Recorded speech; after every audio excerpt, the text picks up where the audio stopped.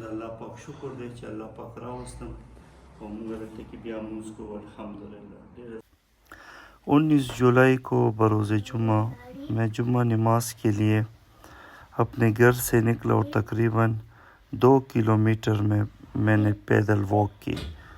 میرے ساتھ میرا بیٹا بھی نماز کے لیے جا رہا تھا.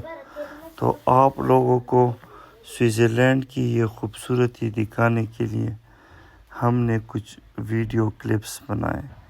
اس میں آپ دیکھ سکتے ہیں کبھی پشاور اور اسلام آباد بھی ایسا ہوا کرتا تھا جہاں پر ہمیں کم لوگ نظر آتے تھے.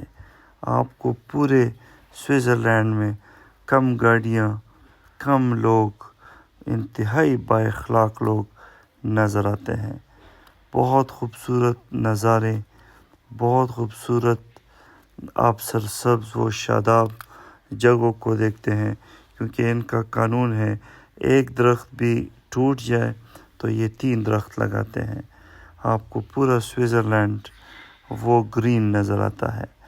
تو اتنے خوبصورت راستوں سے، سڑکوں سے، گھروں کے درمیان گزرتے ہوئے میں مسجد تک پہنچا ہوں.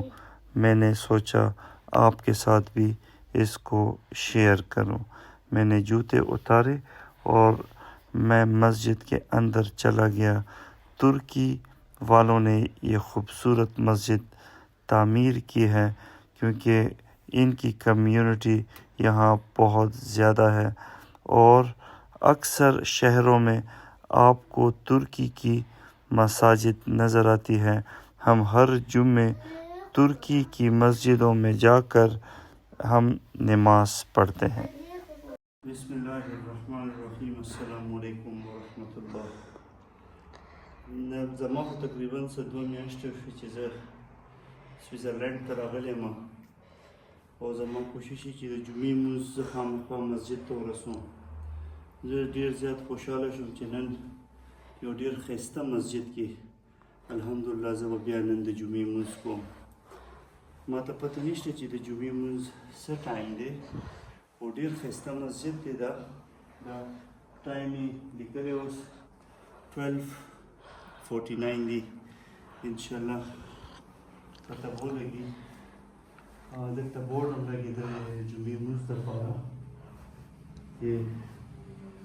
نشته دی ورکې د جمعې د لمونځ د لمونځ ټایم دی کې هم نشته دی خو انشاءالله دلته به لمونځ کوو.